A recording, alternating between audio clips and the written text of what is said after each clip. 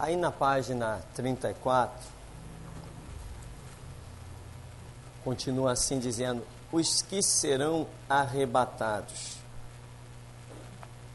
Aí diz: todos os que morrem salvos, os que estiverem em santidade, os que estiverem vigiando, os que estiverem cheios do Espírito Santo, os servos fiéis, enfim, uma ideia retirada de várias passagens bíblicas, de várias parábolas que o Senhor Jesus conta. Mas enfim, quem será arrebatado?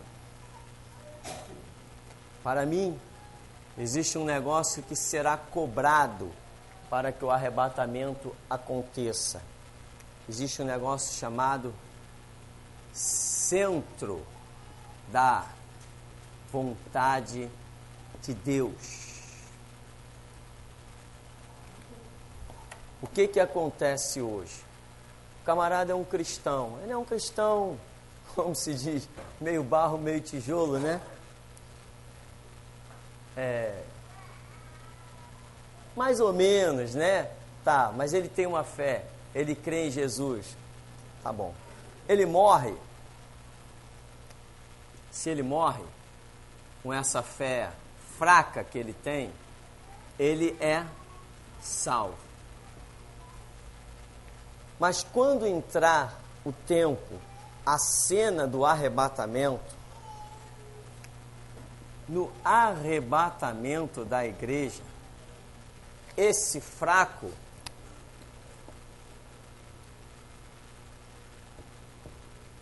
ele não será arrebatado. Uma coisa é uma pessoa que morre e é salva. O critério para que ele seja salvo morrendo, confessando Jesus. Outra coisa muito diferente será o tempo do arrebatamento, em que aquele que realmente será considerado igreja no tempo do arrebatamento não será o crente fraco desse dia que nós, vamos assim dizer, estamos vivendo. No momento do arrebatamento, o crente fraco não sobe, ele não sobe, ele não será arrebatado, porque no tempo do arrebatamento, a igreja somente poderá ter uma única visão, que se chama restauração, que se chama grito. Um crente fraco jamais estará incluído neste mover. Então, quando a cena do arrebatamento soar, ela vai pegar esses daqui, não vai pegar esses daqui. Está representado isso como? Lá em Mateus capítulo 25, né? À meia-noite houve um grito. E quantos eram? 5 virgens nécias e 5 virgens prudentes.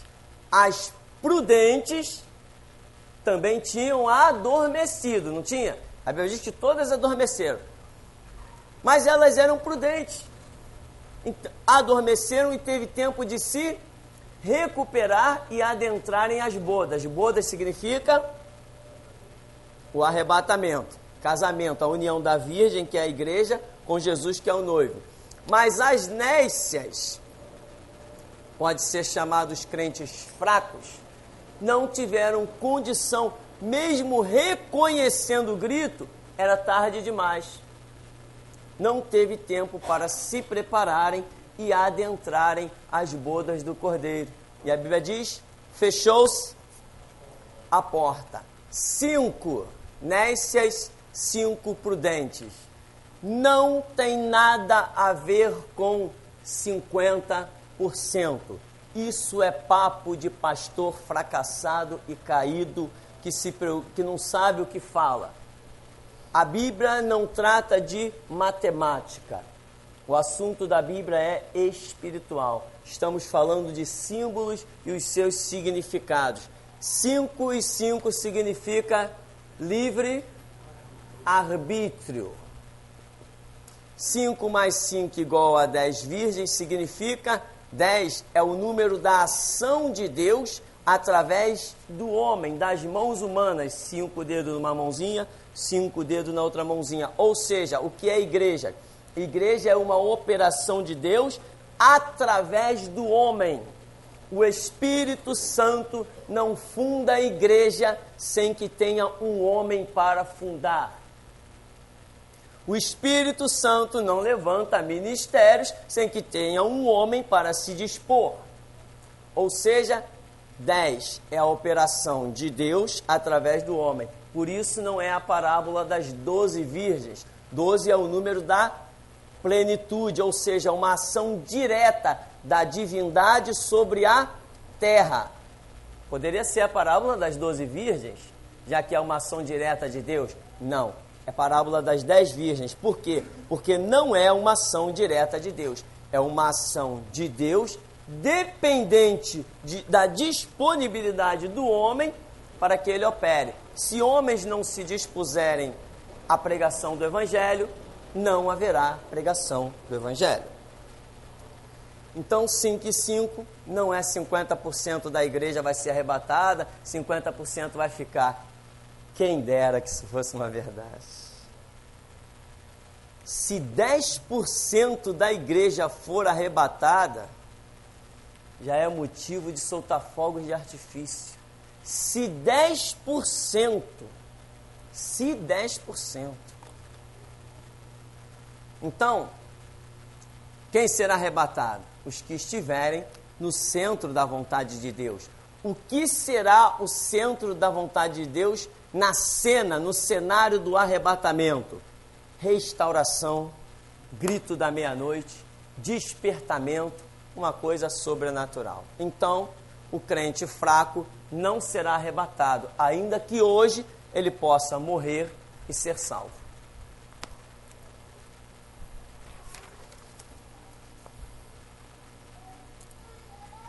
E isso resume esses detalhes aí, um monte de coisa que é dito. Aí diz assim, os que não serão arrebatados. Aí fala os servos maus, servos inúteis, os que se esvaziarem do Espírito Santo, os que não tiverem vigiando, estiverem sob o domínio do pecado. Enfim, interpretações que se tem, mas que você simplesmente resume. Pessoas que estão fora do centro da vontade de Deus. Pessoas que não estão no mover do Espírito Santo, não estão inteiradas no propósito de Deus. Você só será arrebatado se estiver no propósito de Deus. Ah, eu sou crente também, mas está no propósito de Deus? Nós conhecemos um montão de crentes, um montão de lugares chamados igreja. Tem um lugar chamado Igreja Universal, tem um lugar chamado Igreja da Graça, Igreja Mundial. Ah, sim, Missão Apostólica da Graça de Deus, os predestinados. Entende? São chamados de igreja, estão no propósito. Eu me recuso a entrar no céu com um predestinado. Eu me recuso. Miguel Ângelo é servo de Satanás. Eu me recuso a entrar no mesmo céu que ele. O evangelho que eu prego não tem predestinado. Eu me recuso a entrar no céu com Edir Macedo. Eu me recuso a entrar no céu com R.R. Soares. Me recuso. Sabe o que é me recuso? Jesus, quem está aí? O R.R. Soares? Me manda para o inferno. Eu não entro com ele. Essa é a minha visão de reino de Deus. Pastor, desculpa, mas uma dúvida. Esse que morre fraco aí, salvo, tudo bem, ele não vai ser arrebatado, diz que ele foi salvo. Só para tirar a dúvida, então como é que fica a situação dele? Fica salvo. Você quer me dar um checkmate? Você quer me testar? Olha só, lembra do ladrão lá da cruz? Lembra do ex-ladrão lá da cruz? Aquilo ali era um crente forte ou um crente fraco? Escapou pelo fogo, né? Foi salvo? Foi, porque ele teve um reconhecimento.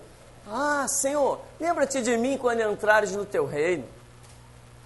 hoje mesmo estarás comigo no meu Pai. O que ele fez pelo reino de Deus? O que ele pregou? Qual foi a vida dele? Matou, roubou. A vida do homem foi aquilo. Mas ele se tornou um cristão por um reconhecimento muito mínimo. Ele não andou com Cristo, não conheceu os apóstolos, não frequentava as sinagogas para ler pergaminho. Ele era um crente... Ia citar uma denominação aqui, mas não posso citar. Ele era um crente fraco. Foi salvo? Foi, mas se fosse a hora do arrebatamento, não ia de jeito nenhum. Não ia de jeito nenhum. O arrebatamento será um galardão glorioso para aqueles que estiverem abrindo a boca e saindo fogo.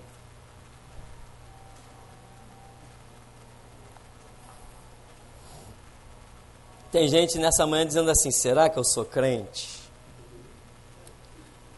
Então aqui, ó.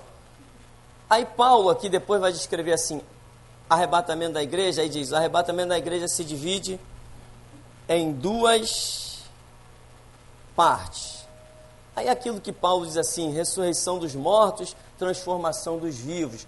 Uma colocação que somente o apóstolo Paulo coloca, que logicamente não é motivo para se fixar uma doutrina. Aliás, diga-se de passagem e bem fixado, nunca, meu irmão, eu disse, sabe o que é nunca? Ó, nunca, tá?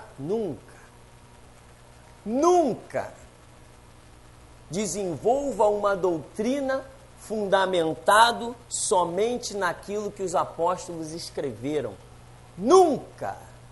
Porque o fundamento da igreja se chama Jesus Cristo. Se você não pudesse fundamentar no Evangelho, o que é Evangelho? Mateus, Marcos, Lucas, João. O que foi relatado como testemunha ocular sobre Jesus Cristo. Ele é a pedra angular de esquina. Ele é a pedra fundamental da igreja. E o próprio Paulo diz o quê? Que nenhum fundamento podemos colocar além do que já está posto, que é Jesus Cristo. E o Senhor Jesus mesmo deixou uma palavra, sim, João capítulo 1, sem Ele, nada do que foi feito se fez. Né? Hoje tem igrejas paulinas, igrejas pedrinas, igrejas tiaguinas, me ajuda aí, igrejas joaninas, pessoas se fundamentando no que esses homens, como nós, sujeito a falhas, escreveram. Não dá certo. Quando você se fundamenta em Cristo, você está firme, inabalável. Jesus falou, está falado. Agora, Paulo não, Pedro, Tiago, João, cometeram erros. Sim, rapaz, hoje eu não sei qual é o propósito não, mas um dos erros mais gritantes e absurdos da história do cristianismo foi promulgado por um homem chamado Pedro, quando instituiu Matias como apóstolo. Aquele erro está em memória para a vergonha de Pedro. Nunca existiu, nunca existirá na face do planeta Terra homens que possam enviar outros para a seara de Jesus Cristo, nem dar títulos a outros homens. Nunca, jamais. Consagração só se for pelas mãos de Satanás. Mas eu tomei um banho de azeite. Era azeite galo, né? Bem caro. Essa é a visão do ministério. A nossa visão é essa. Se Jesus não disse que você é, todo homem que disser não passa de palhaço. Essa é a visão do ministério. Então aqui, a visão de Paulo diz assim, ressurreição, primeiro, os mortos ressuscitarão primeiro para encontrar com o Senhor nas nuvens, e nós, num abrir e fechar de olhos, iremos juntamente com eles. Num abrir e fechar de olhos, e ele faz uma separação de o que vai primeiro e o que vai segundo. Para mim é a mesma coisa, eu não consigo computar o tempo de um piscar de olhos. Somente Paulo escreve isso. Não faz a mínima diferença se primeiro os vivos vão subir, ou se os mortos vão ressuscitar depois, ou vice-versa. Não faz a mínima diferença. Então são coisas que não nos cabe perder tempo em discutir, porque não fazem parte da nossa essência de fé e vida prática do cristianismo. Piranê, a respeito do arrebatamento que você está falando, como Elias, Moisés, Enoque foram arrebatados, nos finais, pelo que você está falando aí, nós teríamos que ser mais ou menos iguais a eles, assim, por exemplo, andando realmente com Deus, pelo que tu está falando, assim, tem que ser bem forte, né? Não, mais ou menos isso? Mais ou menos. Eu diria que nós temos que ser um pouquinho pior do que eles. Nós temos que ser um pouquinho pior do que eles. Porque a vida de Moisés se resumiu a Israel, né? E a nossa, meu amigo, não vai escapar rei, não vai escapar imperador, não vai escapar empresário, não vai escapar ninguém da voz da restauração. Está entendendo?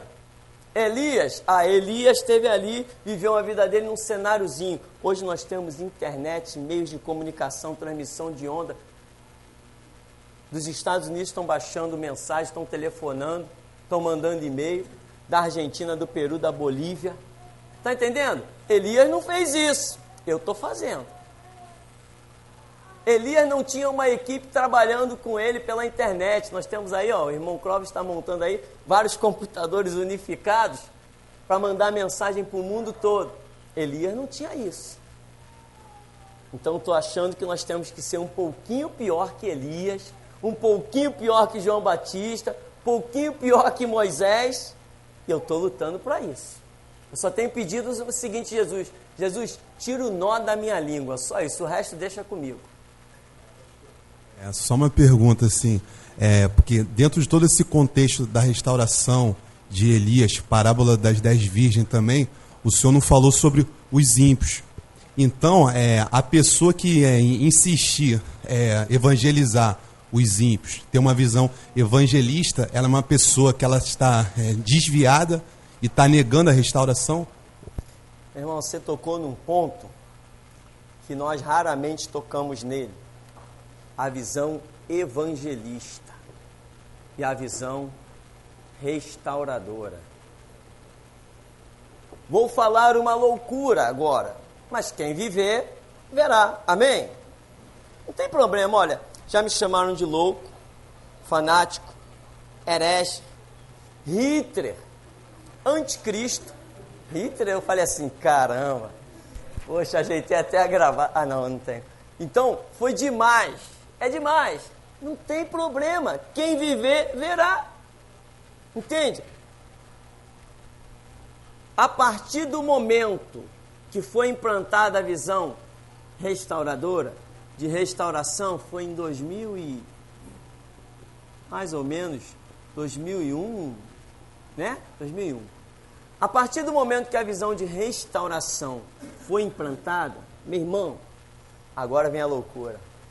A evangelização está cortada. Sou louco ou não sou?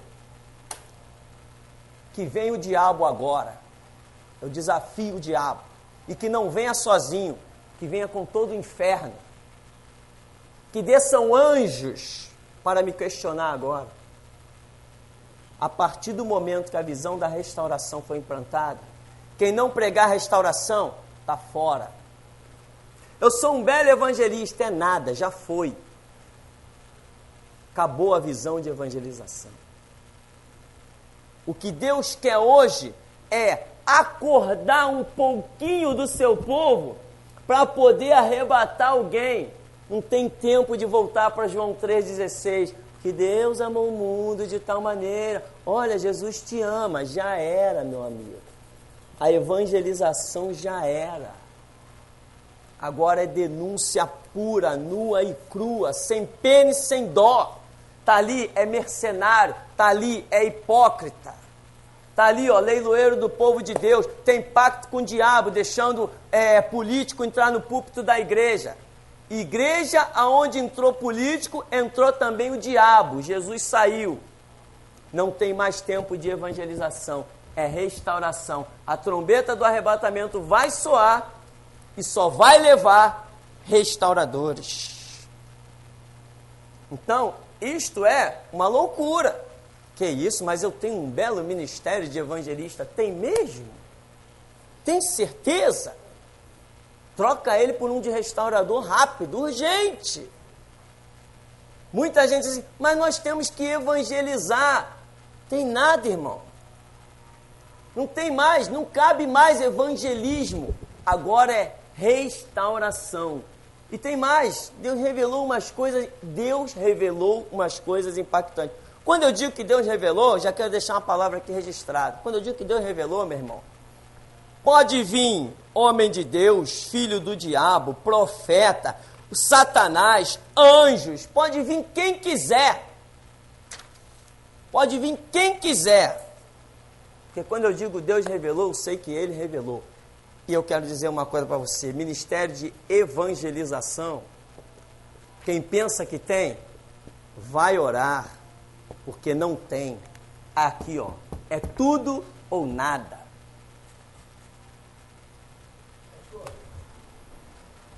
No caso, a dispensação muda, né? Mudou já. Já mudou, né? Saímos então, da evangelização, entramos na restauração. Na restauração. Quem não seguir estaria retrocedendo, não é isso? Estacionou, parou. Amém. Parou. Quem não entender a visão da restauração agora, parou. Por que muita gente liga para cá?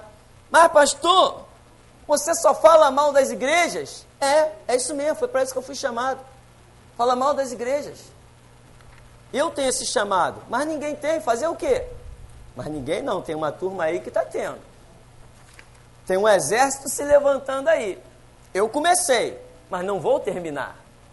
Eu comecei uma obra, mas outros vão terminá-la. Então, falar mal das igrejas, essa é a minha especialidade. Denunciar que as igrejas viraram um social profanado e corrompido, é a minha especialidade. Denunciar que as igrejas viraram palco para o diabo, Eduardo Paz prega dentro das Assembleias de Deus. O Conde deu palestra para todos os pastores da Assembleia de Deus. 200 e tantos pastores num salão enorme, e o Conde, aquele homem que tem pacto no diabo, que colocou o Exu dos Ventos na linha amarela, pregou para todos os pastores da Assembleia de Deus. E se eu ficar calado, eu morro, meu irmão. Se eu ficar calado, eu dou um infarto. Se eu ficar calado, eu morro. E eu prefiro a morte do que ficar calado. Então, meu irmão, não tem mais papo. Tem que restaurar, tem que denunciar. E tem mais, essa missão não é para qualquer um.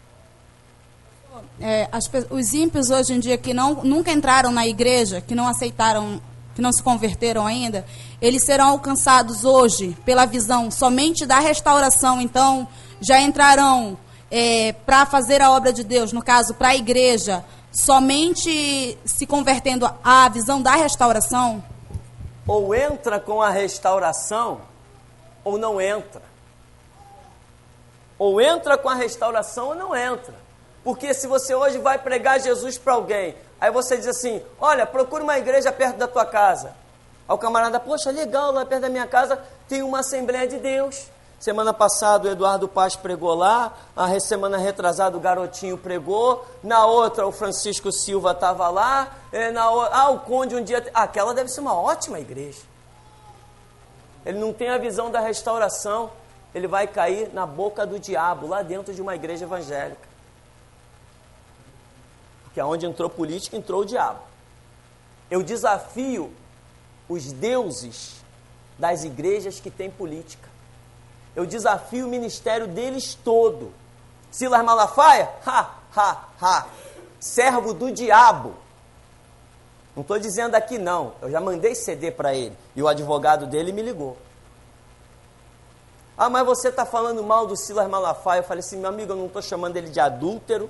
Eu não estou falando da pessoa dele, eu estou falando da pregação dele. Ah, mas, não tem mais.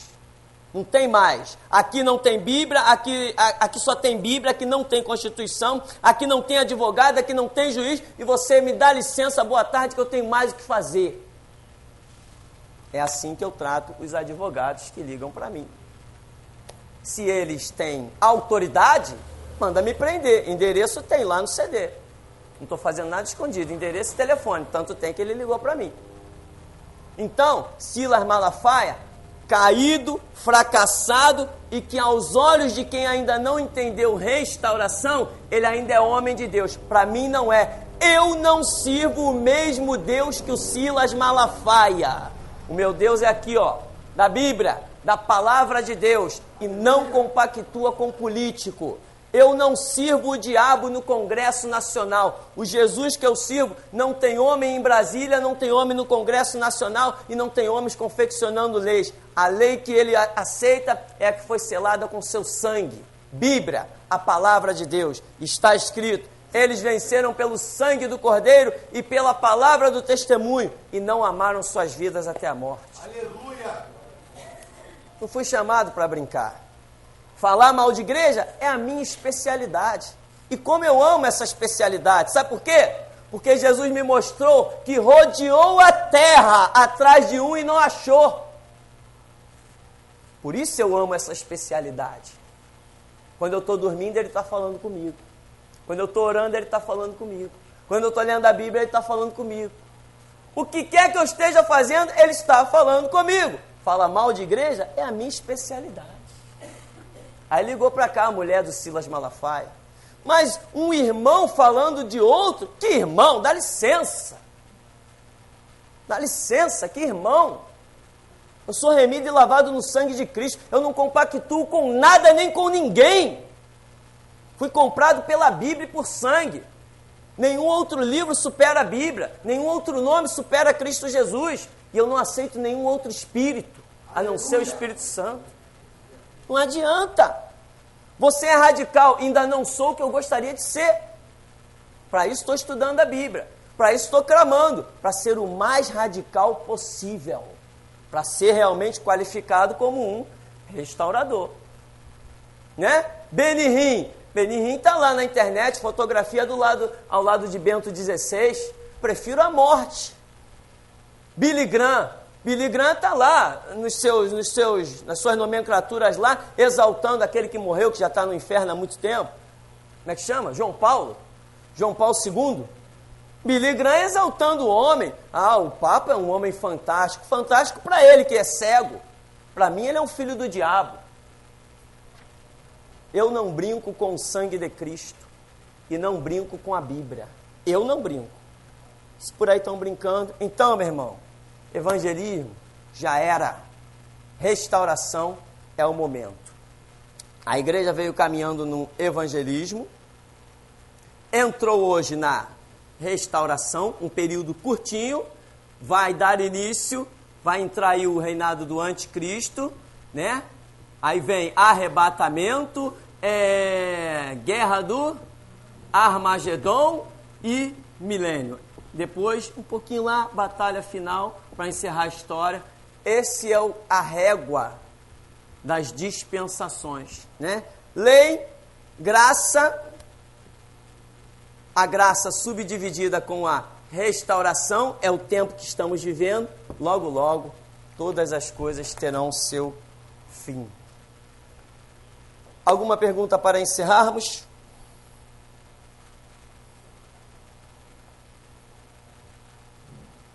Pastor, Diga. Há 2000 anos atrás, o apóstolo João falou que o espírito do anticristo já estava em nosso meio. Será que de repente esse pessoal hoje que começou a fundar a igreja, ministérios, essas coisas aí, e trabalha com consagração, com isso tudo, será que de repente não está sendo usado por ele? Porque quando o senhor fala assim, eu falo mal das igrejas mesmo, porque eles dizem isso, que eles têm um conceito que aquilo é igreja, ou seja, parede, eles estão preocupados com parede, com escrito, de uma placa, mas na verdade não é isso, ou seja, a igreja verdadeira o senhor não fala dela, o senhor fala do que está caído, que nunca foi igreja, que nem existiu, Claro. não é isso? Lógico. O que é uma igreja? Você vê o que eles praticam. Está de acordo com a Bíblia? É uma igreja. Deus não vai dar a direção de você falar contra aquilo que é dele. Agora, quando você recebe a direção de descer o chicote, a marreta e o machado, porque não é dele. Se ele falou, vem e fala, ó, vai lá, denuncia, ó, distribui CD lá na porta, faz um estudo, é porque não é dele. Se fosse dele, ele não ia me dar a direção de fazer. Entende? Então, eu falo mal sim das igrejas caídas. Ai de mim falar contra o ungido do Senhor. Pois a própria Bíblia diz que eu não subsistirei se falar contra o ungido do Senhor. Agora, quando Jesus me mostra um homem no tapete vermelho, todo mundo reverenciando, mas que ele diz assim, ah lá, aquele lá, ó, não é meu não. Eu digo, deixa comigo. É comigo mesmo. Pastor, é possível um desses homens caídos reverter esse quadro, reconhecer a restauração e mudar pelo nome que tem e passar a mudar todo o quadro pelo conhecimento deles? Aqui, ó. É impossível, uma vez aqueles que foram iluminados, lembra de Hebreus 6? É impossível.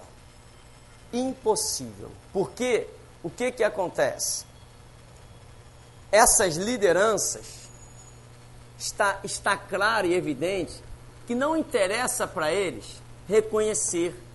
E o que acontece de mais fundamental? Que eles já foram chamados para esta obra. Eu sou novo, tenho 42 anos. Antes dos chamados da restauração chegar a mim, passou por eles, que eu vi, Deus me mostrou que passou. O chamado de restauração passou por aquele Caio Fábio, passou por Silas Malafaia, passou por um monte de homem aí, passou por John Bevere, passou por um monte deles, mas eles foram covardes, porque restauração é você sozinho no deserto, é você e Deus. Não tem apoio de ninguém, como eles queriam apoio e status. Eu não sento na mesa com político. Prefiro sentar no meio da esquina e comer junto com os cachorros, mas eu não sento para comer com político. Isto é restauração. Entendeu? Outro dia aí me chamaram, ó, tem um político aí no bairro, vou mandar ele lá na tua igreja. Eu falei, não, nem me apresente. Me apresenta um mendigo, mas não me apresenta um político. Eu sou restaurador. Eu não me mancho. Eu não me mancho. Eu não me rebaixo. Sou sacerdote e não abro mão. E sou superior aos políticos. Para eles chegarem a sentar numa mesa comigo, eles têm que ralar demais. Enquanto não tirar aquela capa que tem sobre eles e botar uma de ovelha decente, não tem parte comigo, nem eu tenho parte com eles. Então, eles, eu creio, meu irmão, não se convertem jamais. Primeiro, o salário deles é muito bom, o status é muito bom. E outra coisa, como se diz na gíria, me permita, já tem rabo preso com todo mundo. Eu não tenho rabo preso com ninguém. Eu falo mesmo, e vocês que ouvem a rádio, veem que eu falo e dou nome mesmo. E o prefeito ainda nem assumiu e o nome dele já está na lista negra numa mensagem aí. O tal do Paz. Nem assumiu e eu já estou chamando ele de satanista e já estou denunciando ele. E você sabe que a mensagem não fica fechada aqui dentro de cofre, não.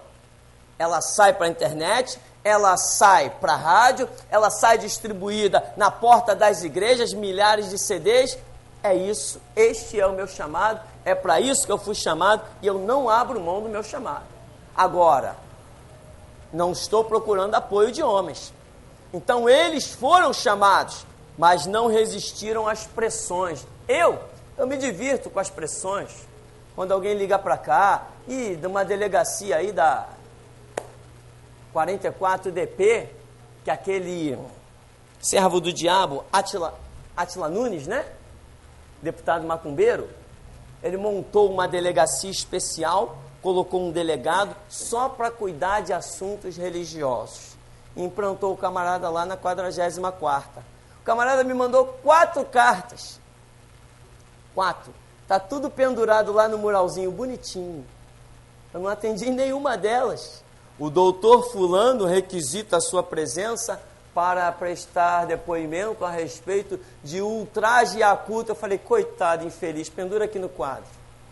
Um dia ainda vou usar isso na frente da televisão, ó. Deixa lá guardadinho.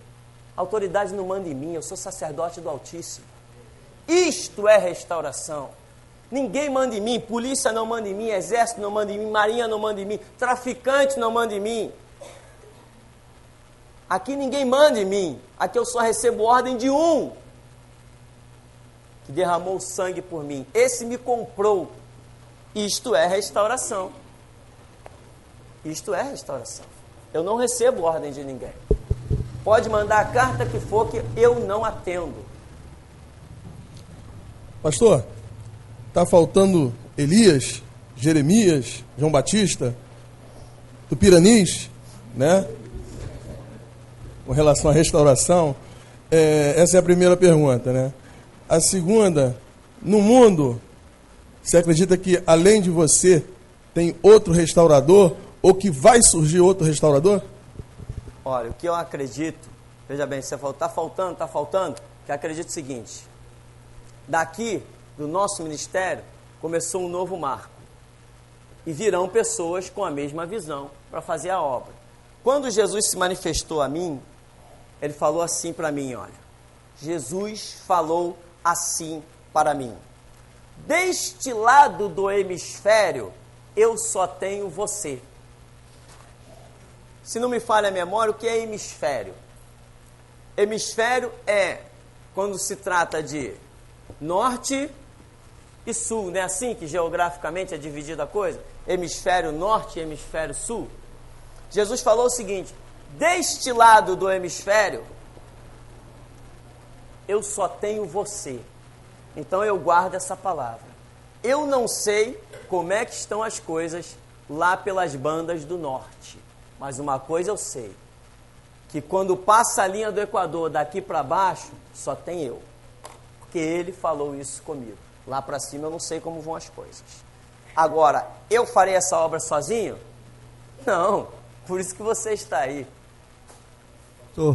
Quando o senhor falou ainda agora sobre o crente fraco, na verdade, eu ia até perguntar para o senhor a respeito disso, porque nós temos na nossa mente, ou seja, se não pensar correto, vai achar que crente é todos esses que estão dentro de tal igreja, como o senhor citou aí. Mas na verdade, ou seja, vamos que fosse hoje o arrebatamento, está se falando da voz da restauração, ou seja, do mover da restauração, ou seja, seria aqui dentro da igreja, vamos que o arrebatamento fosse hoje, seria daqui, hoje subiria X e ficaria a outra quantidade, na verdade, porque assim foi na época de João Batista, quando em Israel, quando João Batista começou o ministério de restauração, o senhor vê que ele passou a Jesus o ministério, saiu fora do cenário, Jesus deu continuidade e nós vimos que foram poucos que ficou com Jesus, ou seja, a quantidade ficou com o pessoal lá que era caído, não deixou de não ser judeu, mas ficaram caídos, ou seja, só seguiu aquela quantidade pouca com Jesus, ou seja, seria a mesma coisa que hoje, né?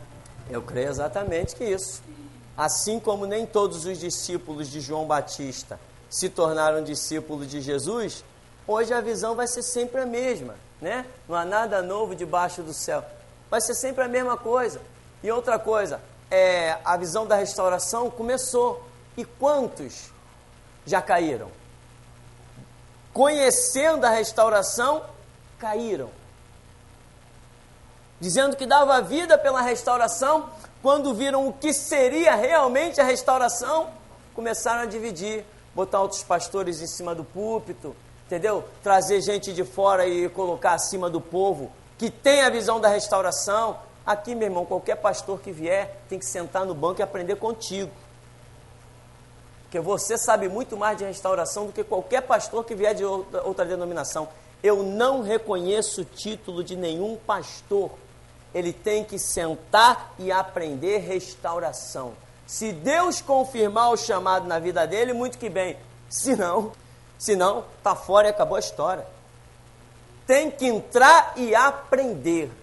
Se não aprender a visão da restauração, volta para sua igrejinha e vai morrer por lá, é problema dele. Eu não reconheço título dos pastores atualmente. Esses irmãos que estão nessas igrejas, é igual a carta de Laodiceia. Pode se resgatar. E os ímpios? Se a gente manda para lá, está trocando 6 por meia dúzia? Os ímpios? Prega para o ímpio. Vai lá, pastor do Pirani, vai para a restauração, e é isso. Fala, onde eu vou, irmã, que tem uma igreja boa? Você fala, vai na igreja boa, que seu coração fica feliz, fica ali. Então ele está indo para o inferno também, né? Estou mandando para o inferno? Exatamente. Como é que eu vou fazer? Então, veja bem, é justamente essa questão que a gente encerra, né? O que acontece? Às vezes as pessoas procuram igreja. Eu me senti bem naquela igreja. Então, provavelmente ali não é o seu lugar. Porque a igreja tem que te espetar o tempo todo, te chamar ao compromisso, te chamar à responsabilidade. E isso não é um negócio muito agradável, né? Então, eu gostei tanto daquela igreja. Por quê? Não, de 3 em 3 meses tem passeio, tem jogo de vôlei, tem futebol, a igreja tem piscina, tem não sei o quê. E que legal, olha, tem a noite do luar, né? A igreja aluga um iatezinho para os jovens namorar. Isso aí é antro de prostituição. Eu quero evangelho. Meu negócio é evangelho, não é vida social. Meu negócio é evangelho, vida radical. Mostrar para esse mundo que há um Deus. E isso não é com duas conversas. Aí você vai e evangeliza uma pessoa. O que é evangelizar? Pregar o evangelho. Claro, você vai pregar na sua visão. Você conhece a restauração? Vai levar a visão da restauração. Aí a pessoa pergunta, mas aonde eu vou para uma igreja séria? Meu amigo, só tem um lugar onde você acha igreja. É em Mateus 6,6. Dobrar os joelhos e clamar. Se entrar naquela que os teus olhos carnais veem, a possibilidade de cair num abismo é muito grande. Eu não indicaria, eu não gostaria do meu filho numa igreja batista tradicional. Automaticamente, eu jamais indicaria alguém para lá. Eu fui membro 5 anos de uma igreja batista tradicional. Deus me livre aquele evangelho. Eu prefiro a morte do que voltar àquilo. Conheci muitas igrejas, Assembleias de Deus. Eu prefiro a morte. Eu não quero que nas próximas horas eu esteja vivo se eu tiver que voltar àquilo. Não quero estar vivo se tiver que voltar àquilo. Por quê? Um evangelho maquiado, um evangelho misturado, um evangelho falso, social, um evangelho sem autoridade. Um evangelho que, Jesus é Senhor, Deus é soberano, mas se calavam diante de qualquer engravatado que aparecia. Juízes tinham destaque dentro da congregação, eram considerados superiores aos outros irmãos. Destaque superior, meu irmão, é quem tem a palavra na ponta da língua. Sacerdote é maior. Um juiz é comprado com diploma, faz faculdade, ele compra o seu ensinamento. Eu quero ver comprar o sacerdócio. Um professor de matemática, ele vai lá e ele paga a sua faculdade, paga a tua salvação, que eu quero ver. Maior é aquilo que é comprado com o sangue de Cristo. E eu não me curvo às autoridades da terra. Ponto final. Então, vamos indicar quem para a igreja? Quando eu falo de Jesus para as pessoas, eu resumo simplesmente da seguinte maneira. Quer uma igreja? Entra no teu quarto, fecha a tua porta e clama até derramar lágrimas de sangue. Senão, não vai encontrar uma igreja. Eu hoje não indicaria ninguém para nenhuma igreja batista, para nenhuma igreja Assembleia de Deus, porque tudo que eu conheço está profanado e corrompido. Quando aparece um político, tem tapete vermelho e microfone na mão. Mas quem está lá há anos contribuindo com o seu suor, dízimo e oferta para sustentar e oração, para sustentar aquilo ali, nunca teve a oportunidade de pegar no microfone. Então eu não faço parte desse sistema, eu estou fora disso. Estou fora disso e abomino isso. Então, nós vamos ficar por aqui então. A hora já está avançada, vamos estar concluindo. Vamos orar, agradecer em nome de Jesus.